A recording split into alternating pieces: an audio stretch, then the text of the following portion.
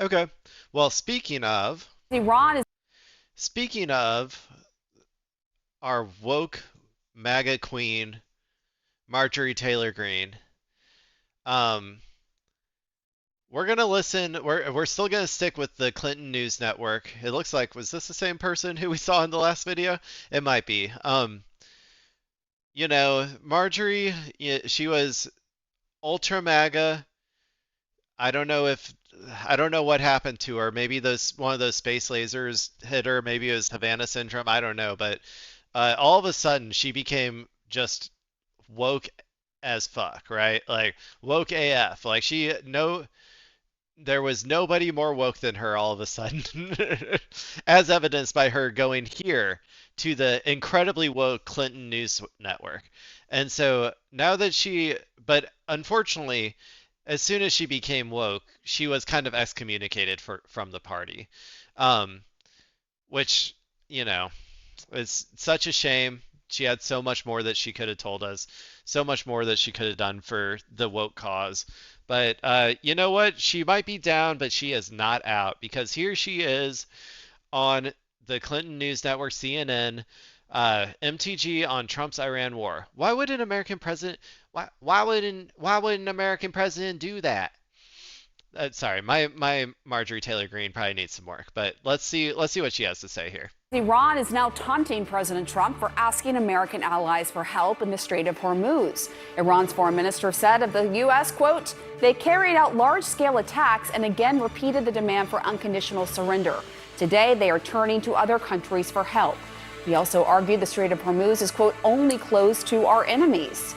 Joining us now to discuss this and more is former Republican Congresswoman Marjorie Taylor Greene of Georgia. Thanks for coming on, Congresswoman. So we all know our beautiful woke queen.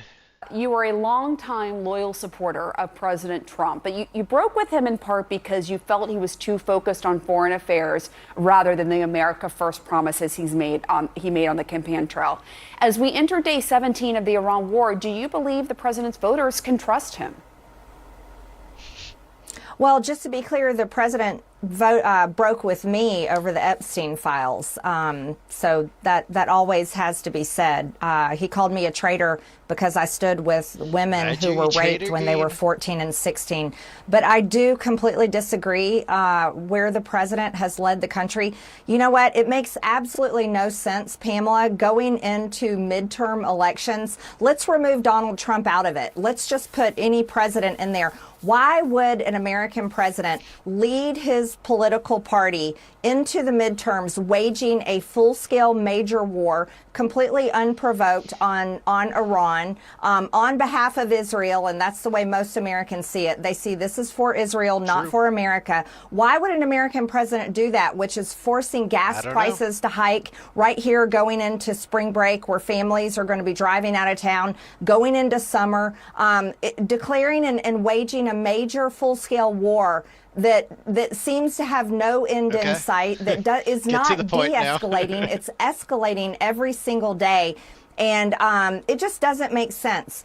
And the American people did not vote for this. This is not what we can. Is she gonna have a reason? I want to know why she thinks he's doing it, because like I know why I think he's doing it. I want to know why she thinks he's doing it. Campaign for, Pamela. I went to, I can't even tell you, countless rallies all over the country for President Trump, campaigning for him and Republicans because we wanted to win. And we said on every single rally stage, no more foreign wars, no more regime change. It's time to put America first. And this is a complete betrayal of those campaign promises. So is that what you're hearing on the ground in Georgia, where obviously there are a lot of Trump supporters where you are? Are you hearing from them that they believe? I heard the polling on that is that like 85% of the MAGA base or whatever is on board, which like usually it's like, I'm assuming by the MAGA base they mean like that, like, you know, it's hard to really define that, I guess, but like that 30% core at the center, like, of the Republican Party, like of their primary demographics or whatever. Believe President Trump is doing this on behalf of Israel? Bring us there. It's actually very split, and it's split along generational lines. Many of the older Americans from the baby boomer generation that watch Fox News all day long very much believe the talking points on Fox News, and they've spent decades of their lives convinced that fighting these wars is the right thing to do. But the younger generations, I'm Gen X, millennials, and Gen Z are very much against this war, and so when you talk to people on the ground, that's how it comes across. It's very generational, and the younger generations are completely against it. We want. Well, it seems like it's really just along the same lines of like who still fucks with Israel. The people who still fuck with Israel are, those boomers who still live in that carefully contained, like carefully controlled media environment that not only is Fox News a part of, but also CNN and MSNBC, a very controlled flow of information generally provided by the State Department. So that's why they're all still on board. But younger people, at the very least, have more options and more personalized news feeds and can get different types of information that isn't necessarily strictly controlled by the State Department. So they're going to have like more varied opinions, and I think on average they will be able to find like they will how should I say that? It's like they'll be able to go against the State Department more, I guess, or they will occasionally come to conclusions that aren't perfectly in line with the State Department's goals or whatever. Um, so I kind of think that's where it is probably, or that's probably why that's happening. World peace. We want good trade. We want a great economy. We want to lower inflation, lower the cost of housing, and younger Me generations too. want to be able to afford their American lives, and they don't want their taxpayer dollars shipped off to. And you can fill in any foreign country. We'll take Israel out of it. They don't want their money sent overseas. And you know what? They're right for saying this. This is Yeah. absolutely absurd, and it's 100. It's at like $100 billion, I think. $100 billion is the estimate for what this war has cost the American taxpayer.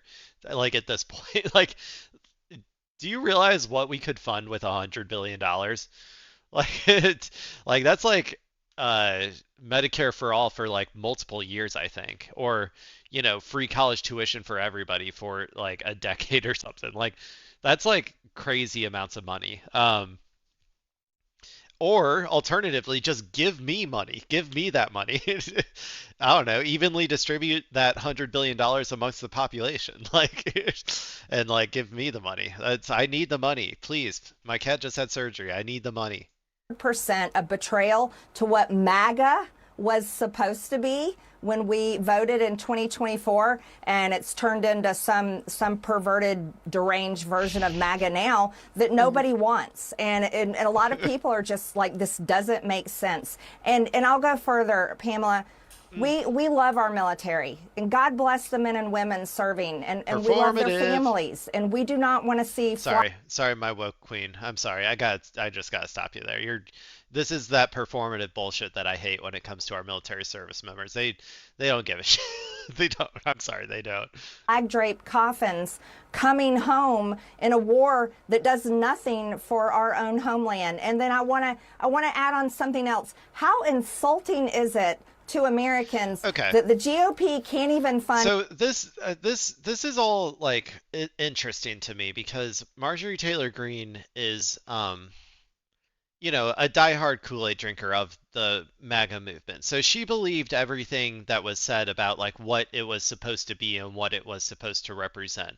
And to me, I think what they wanted to be was you know, they wanted to be a fascist movement at home. Now they might not actively think that or whatever. Like they might, I don't think in her head she's like analyzing the, how they have organized their movement and like what historical parallels or like traditions it aligns with or whatever. But that's what they wanted. They wanted to have a fascist movement at home. So that's why they're on board with all the ICE stuff, on board with all the deportations. Like they're on board with like 95% of the Trump administration. But I do think that they think that this sort of like adventurism abroad largely does not like it doesn't really matter to them. They would much rather accumulate as much power here at home than abroad. They would rather that $100 billion that I was just talking about go to ICE than say go to a war against a foreign country because I don't think they really care about a like I don't think they care about some sort of like ideological global fascist movement that takes over the entire world. I think they just want to be able to like enforce their beliefs and control the population at home, if I had to guess. Um, and again, all of these things are things that they don't actively think of it. Like 90%, like I don't know about Marjorie Taylor Greene. I don't think there's a whole lot going up on here. I'm sorry. And so the only shit that's going on up here is like how do I do the worst pull up I possibly can at my next CrossFit competition or whatever. um, so they're not actively thinking this stuff, but this is what their movement like is built towards, if you know what I'm saying. And homeland security right now, our own government that protects our own homeland while they're waging some war like 6,800 miles away in a country that none of us have ever been to against a foreign people that Hey, none of us hey, know, hey. killing. A lot of our politicians have been to Israel, so you shut that mouth, Marjorie Taylor Greene. Killing many of these people, even to the point of killing their children. It's just absolutely absurd. I want to follow up with you on what you just said. You said, you have been on stages, you campaigned for President Trump, and part of that was no more foreign wars. Vice President Vance has lambasted past administrations for sending American Where's troops he at? into conflicts without a clear mission. And even President Trump said that Vance himself expressed some reservations about the Iran war at first. Do you think this war hurts Vice President Vance's chances of becoming President Trump's successor in 2028? The longer it goes on, it definitely does hurt J.D. Vance, and that's someone that I campaigned for aggressively. I was the first member of Congress to endorse him in the Senate, and I was one of the loudest voices in the room asking for him to be vice president, the vice presidential candidate. J.D. Vance and I are very aligned in our policy beliefs in America First, as well as Tulsi Gabbard and others in the administration. Though we all Vance doesn't got it. I'm sorry. Vance is not going to make a good successor to Trump.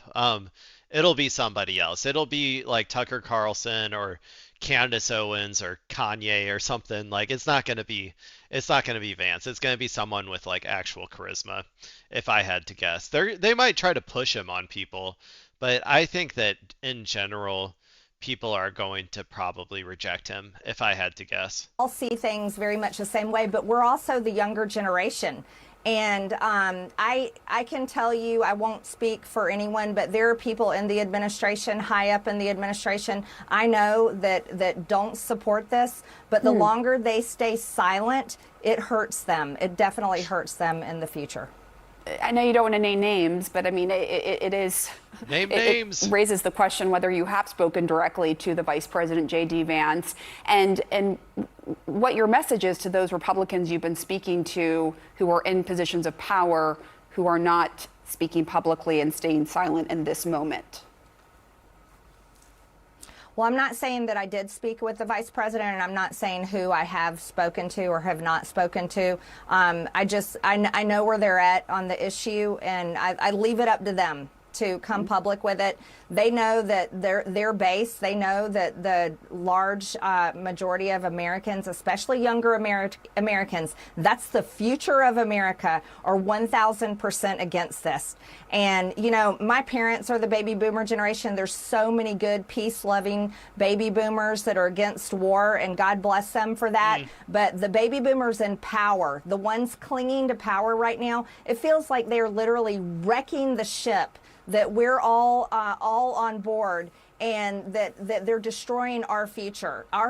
Like, when are we going to get social? Okay, yeah, but they're doing this for a reason, right? They're all aligned on this for a reason, and it's because it benefits our pedo billionaire overlords. And I don't know why they have such a hard time connecting it. Like she even talked about Epstein at the very beginning of this.